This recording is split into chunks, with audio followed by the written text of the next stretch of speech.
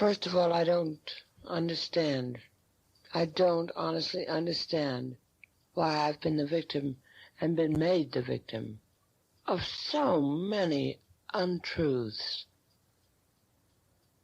Perhaps you don't understand. Countdown for blast off. X minus 5, 4, 3, 2, X minus 1, fire. It's fucking hot today. I mean, stupid fucking hot. God damn it. You'd think it was goddamn summer, but no, it's fucking spring, supposedly. Bullshit. Okay. Sorry, it's just fucking hot. It's ridiculous. This is Elton Reads a Book a Week, a podcast hell-bent on rifling through every clearance bookshelf on Earth, baby, for way too fucking long and then buying all the shit anyway. My name is Elton, and I read a book a week. If you like the podcast and want it to go further and grow to ginormous umpteen zillion proportions, whatever, contribute on Patreon at patreon.com/EltonReadsABookAweek. Your contribution would allow the podcast to upgrade not only the gear, but the space it's recorded in. Instead of this really fucking hot room, it would allow it to obtain more books, bring in guests, maybe even start a literary version of Fight Club. Imagine what that would be like. Contributions would provide so much more. And for those contributions, you get a ton of cool stuff. Special episodes, extras, get in on giveaways, live discussions, and a ton of other things. Plus, you get to participate in the podcast directly. So, if you want to do that, head on over to Patreon and start contributing. All right, enough of that. Now, let's get into what has to be the biggest reason to ever, never want to be a famous acting singer. It's the biggest fucking reason why you don't want to do it I've ever read in my fucking life. It's Judy Garland by Ann Edwards. Oh, excuse me. I found myself in a Goodwill, looking for vintage shirts, broken-in blue jeans, and of course books. This beat-up Judy Garland paperback, lumped in with the standard self-published chicken soup for your taxes fare, it struck me. Because I've always kind of liked Judy Garland, and I like a good biography, so I'll grab one when I can. This one, as it would turn out, was special. Sometimes, a book finds you at the right time in your life, like a perfect storm. It's kind of like that. It's kind of like Kismet. It just lines up, man.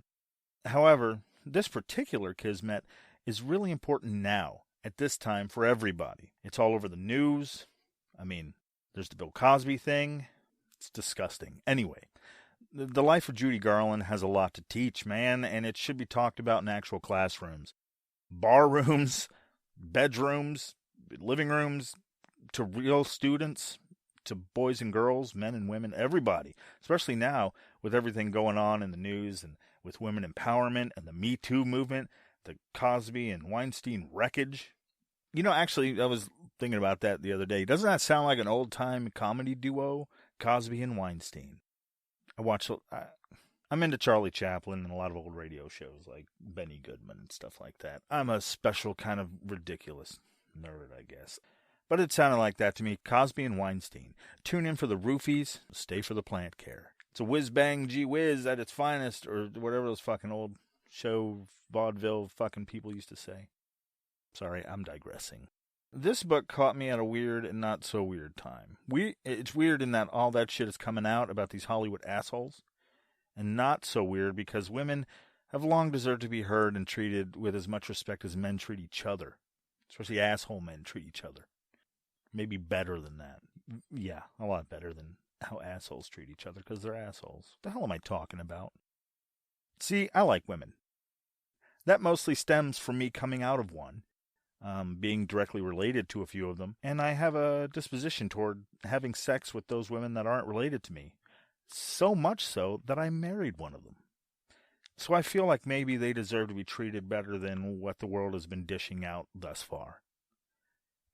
For a lot of reasons, it seems that some folks have a hard time with that notion.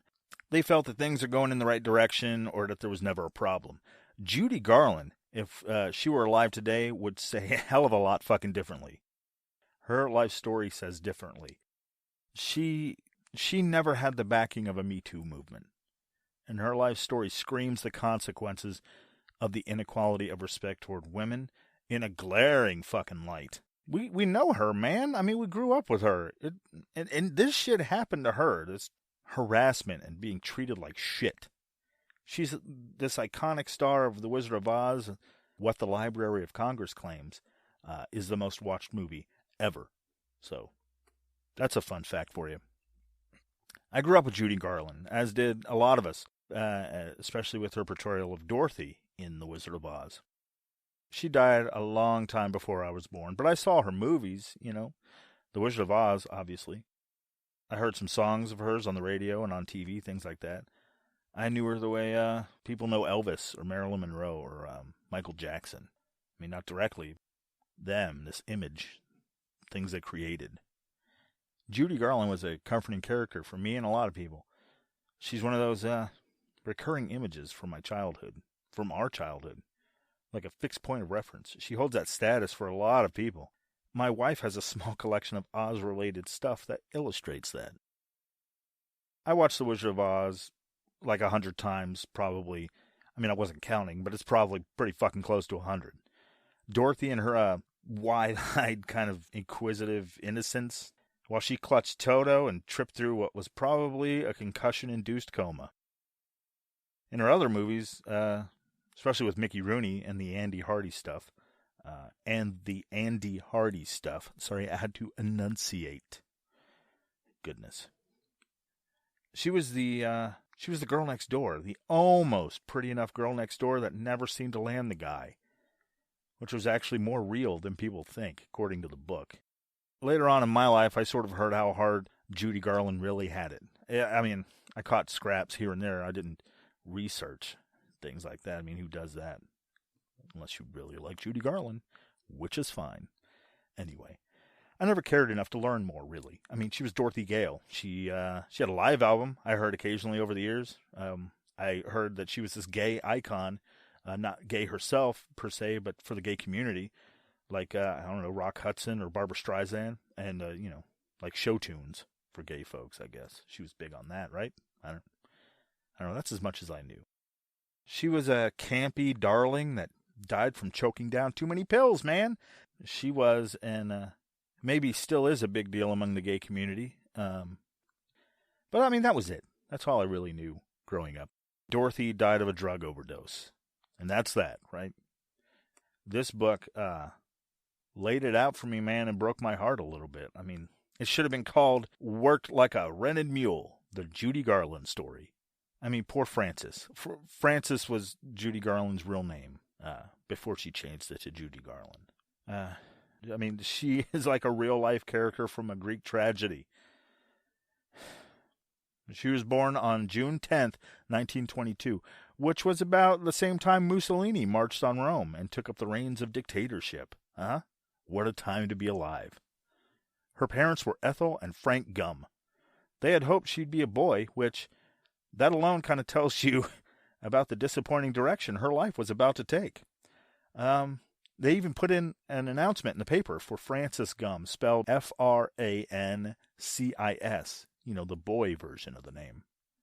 So she didn't have the best start in life as far as her parents wanted her, what her parents wanted.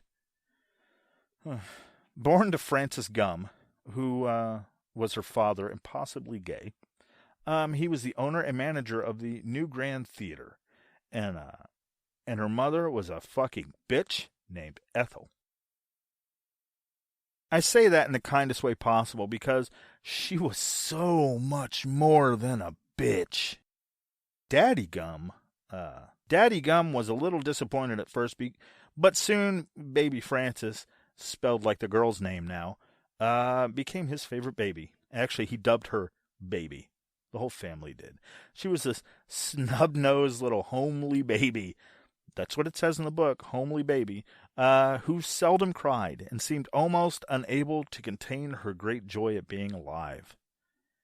Frances was born to be the girl next door, in real life.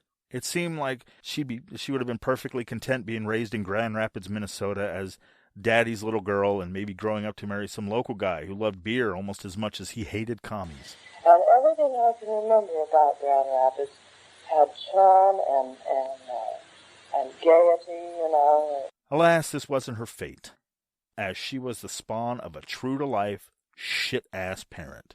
A zeal for life was something Frances's mother would soon leach out of her in order to chase down her own failed dreams so she could vicariously live through her daughter, because she was that kind of fucking bitch.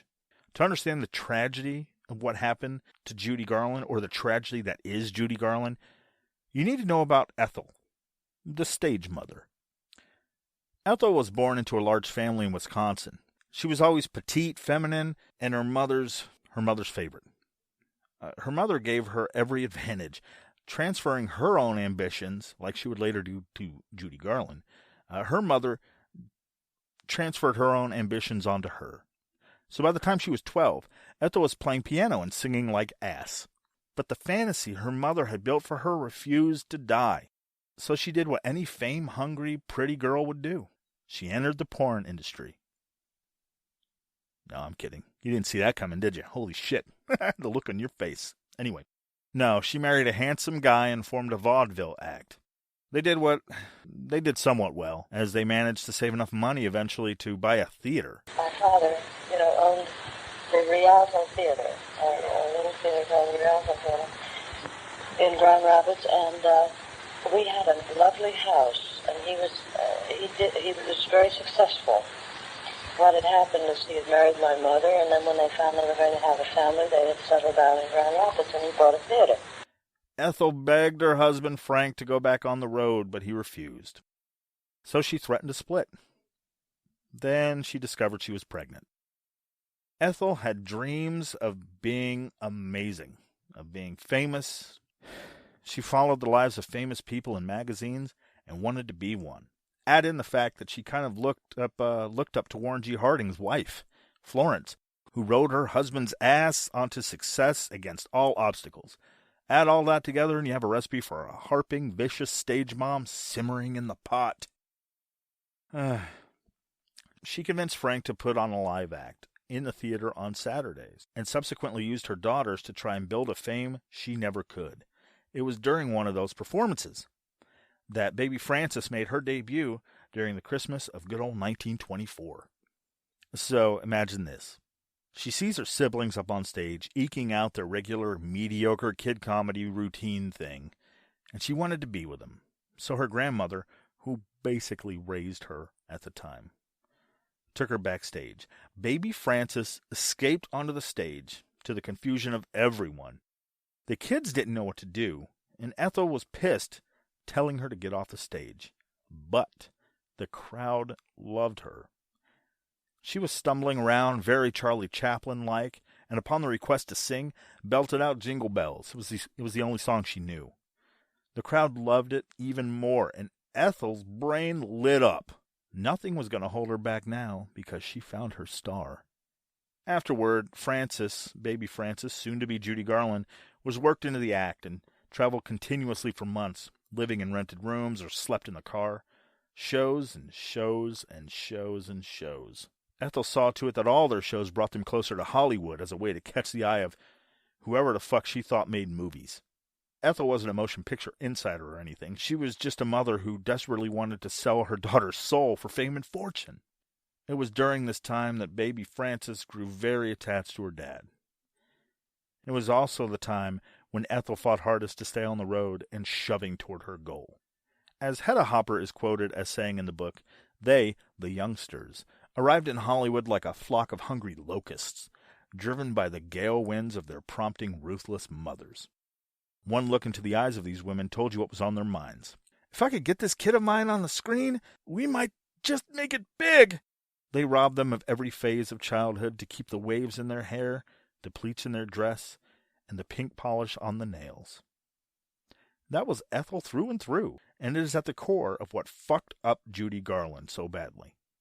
Semi-less depressing side note, the name Judy Garland isn't her real name, obviously. It stemmed from a mistake and a snide-ass douchebag. The Gum Sisters' name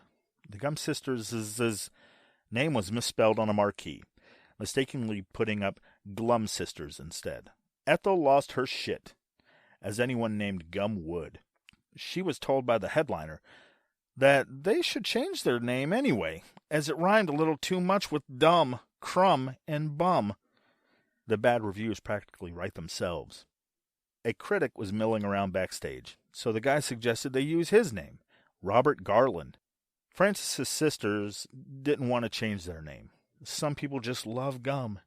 However, she took it as a chance to change her first name to, and maybe lose the nickname they saddled her with, which was Baby. At the time, her favorite song was called Judy, written by Hoagie Carmichael. I might lose her if I should. Life would end, 'cause there's only one in the light of the sun. That's Judy, sure as you're born. And the rest, as they say, is misery. As for the struggle, Frank fought back, but caved a lot too. Agreeing to move them closer to L.A., Ethel pushed back even more, all the while seeing baby Frances, a.k.a. Judy Garland, as the real draw. So, as any good mother would do, she left her other 2 daughters at home and took Judy on the road by herself. If the fears of lifelong loneliness and abandonment had a starting point, it was right here, on the road. She was constantly away from her father, unable to make any meaningful friendships at home or on the road. And speaking of that shit, when she was able to go to school with regular kids, they treated her like an asshole, man, because she was seen as showbiz trash. Kids and their shithead parents can do a lot of damage, man. Luckily, they're all dead now. But while on the road, she was subjected to the constant mindfuck of her mother. Mama Ethel, the maniacal freak that she was, would pull horrendous shit like threaten to leave her alone in a strange hotel in a strange city because she didn't like Judy's attitude.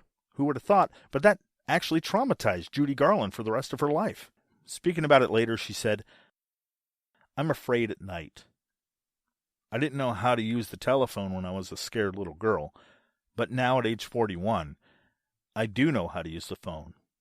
And I make all those nocturnal calls to wake up my friends at about 3 in the morning. I resent the fact that they're sleeping and they're not around here. It's almost like everybody were mama and everybody went away and I'm left alone." This started Judy's 3-part start down a seriously dark path in life. Part 1, she always felt that at any second people she loved and trusted would leave. Part 2, she always felt that pleasing someone was more important than her own feelings. And finally, Part 3, you do as you're told or bad things happen. Her own feelings were never considered when it came to decisions that were made that affected her life. She never knew how much she earned or saw the money she made, ever. She was forced into jobs, arrangements, and contracts she was never told about, but was expected to own up to. And when it all went south, she carried the blame for it. Her own mother tossed on the first straws on that camel's back, and then continued to pile them on thereafter. She met Mickey Rooney around this time, though. His name was Mickey McGuire at the time. She had a crush on him, though by his own admission, it was never reciprocated. This stuck with her, too, though by no means the only thing that went towards lowering her self-esteem. It was instilled in her an inferiority complex that she would always be the girl who would just never be enough. And it started during a time when she was supposed to be coalescing as an adult. What a horrible thing to do to somebody. There are millions of people stuck that think they're the only one that this happens to. They're the only one that feels this way, as it seems that Judy did. There's nothing funny about that. All the damage done by Ethel, alienation, and compliance were taken with her to MGM, where shit just got magnitudes worse. While there, she was told that she was fat and ugly. Constantly. Isn't that great? Louis B. Mayer had her on a rigid diet that sounds horrific, just thinking about it. Chicken soup, black coffee, 4 packs of cigarettes a day. 4 packs of cigarettes a day, and diet pills every few hours. This was a year before the Wizard of Oz began shooting. After reading this, I might just bawl my way through Wizard of Oz after the MGM lion roars and not stop until the credits. The sadness kind of crying, not the laughing kind, that usually happens when I remember the Tin Man is just a metal dick that wants the lion dead. If you think about it that way, watch that movie back. It's fucking funny. Diets like this started at 14 years old and stretched out for a decade. This caused her to faint multiple times. She was in and out of the doctor, which caused film delays, which they blamed on her girlish, whiny weakness, of course. Hey, look, in their defense, it was a different time. I mean, the effects of starvation and heavy drug use were completely new to the human race in the 1930s. No one had ever seen the effects of malnutrition before. If only they knew, right? Bunch of fucking jerk-offs, man. Unfucking believable that you... I mean, you have to make money. Oy. The diet routine, coupled with the enforced drug routine of uppers or quote-unquote pep pills, followed by downers. Between setups and other performer scenes, time lags of 1 to 3 hours, Judy would be escorted to the studio hospital and given a strong dosage of Nembutal to put her immediately to sleep. 15 minutes before she was to appear before cameras, she was awakened, fed a handful of uppers, and sent back out onto the stage. Because they turned her into a movie-making machine. Eventually, she couldn't function without them. Margaret Hamilton, the lady that played the Wicked Witch of the West, was kind of a friend to her, though Judy thought she was more of a friend than Margaret Hamilton thought she was a friend. She asked her once, "Why do you take them? Why don't you refuse?" Judy replied, "Well, I just can't seem to either get up or sleep without them anymore."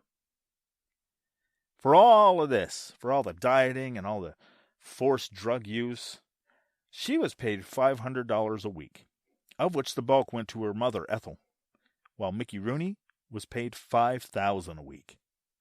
No fucking shit. All the while they had her cranking movies out back to back. Not only that, there was more. She was molested by the head of the studio, Louis B. Mayer, other executives, and she was even groped by the fucking Munchkins. The motherfucking Munchkins. Wow. Despite all of this, Judy was made to comply and forced into project after project for years on end, with no consideration or concern for her well-being or mental state. She just had to deal with it. She tried to seek treatment, of course, multiple times. Her longest-lasting doctor was an old guy she could barely understand, so he wasn't much help. Every time she began making progress, she'd reopen old wounds and be told to report back to work again before she made any more progress. One such stint described in the book contains a great story about Judy Garland, and it's about a child with an intellectual disability. She was again seeking help to kick her pill habit, her insomnia and suicidal tendencies by this point. It was the first time she accepted that without professional help, she was not going to survive. This time, she went to the Peter Bent Brigham Hospital in Boston. She was there for 13 weeks. The hospital was also a place more like a home for many intellectually disabled kids. Though in the book calls them retarded. It was a different time when the book was published. That's not a joke. It was the 1970s. People were kind of dicks when it came to empathizing back then. I mean, just look at disco. The clothing alone violates every tenet of human decency, let alone the music. Judy was welcomed by the special needs kids in a very special way, in that she was to them, she was Dorothy from Kansas. In the flesh, she was familiar and comforting. Accommodating as she was, she loved singing to the kids. One in particular drew her attention the most. It was a little girl who looked a little like Liza, her own daughter, and she wouldn't respond to human interactions at all. So Judy gravitated toward her and focused on her. She would talk to her even though she wouldn't respond. The nurses thought it was great because they thought it would really open her up. And so she spent a lot of time with her just having one-sided conversations with this little girl. And then, I mean, this was every day. She would sing to her. She would have conversations. She would talk to her about her little girl, Liza, and this girl with intellectual disabilities. She would never respond. Then Judy had to go back to work again. So she said her goodbyes to everybody. It came time to say goodbye to the little girl who never said anything. But she wasn't around. They couldn't find her. They searched everywhere, and eventually Judy found her in a room, kind of in the corner, hugging her own knees, I guess. Judy went to say goodbye. She didn't respond. So Judy got up to leave, and the girl started screaming. And having never spoken before, she told Judy Garland that she loved her, and that she didn't want her to go. I mean, obviously Judy Garland was touched. She hugged her back, was crying and such. The girl kept saying that she loved her and didn't want her to go. So Judy said, if you love me, you'll let the nurses help you. You'll let the nurses talk to you, just like you're talking to me. I thought it spoke volumes about how Judy Garland was a good mother, or tried to be. I can't really attest to whether she was good or not. I haven't read Liza Minnelli's biography, but still. It showed that she cared even though she had a life that tried to strip that out of her pretty bad. But she persevered, and she always went back to work. I've spent years and years and years trying to please through singing or acting. People lived off her and mooched off her, starting with her mother and then onto her husbands, who just used her for money and pushed her out there onto the stage constantly to make more and more money, even after her career at MGM ended, which was bad. Nobody cared. Oh, they cared about the money that I brought in because it made them rich. Lots of people got rich off of me. My children didn't get rich. I didn't get rich. She never gave up. She never let too much get her down, though, I mean, a lot did. You don't always keep on top, either. No one does. No. I don't. My career has been like a roller coaster, you know. It's just, I'm either an enormous success or just a down and out failure, which is silly, you know, because everyone always asks me, how does it feel to make a comeback? And I don't know where I've been. I haven't been away. I've been working all the time. She was very strong. As far as the rest of the book goes, it's very good. It is really great. I think what weirded me out about the book a little bit was that it really fixated on her weight a lot. Constantly talking about whether she had gained weight or lost weight, how she went on stage and she looked really fat, or how she was dressed poorly and things like that, which is really, I think, superficial. And there are also a lot of creative license. A lot of creative license was taken as far as what Judy Garland was thinking at the time and things like that, which I thought was a little odd or a little much for a biography. I prefer factual things, not necessarily a boring list of facts. I mean, I do like a little narrative, but adding in things or interpreting people's thoughts, I think that's a little much, unless they say so directly. Which, I mean, after reading this book, I went and looked up a lot of things about Judy Garland, a lot of things I never knew about. But I really do feel a lot can be learned about her life, a lot of lessons taken from that. And it deserves to be looked at even more now with the Me Too movement and the focus on people, how poorly women are treated by men in supposed power, to appreciate the real damage that it can do. I think it's very important.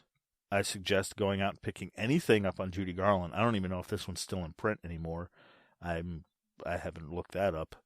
But, man, oh man, it was, I mean, there's a lot of stuff I left out. I left out the fact that she got screwed out of her own high school graduation, how she went onto the stage later in life, the way she died. I left that out.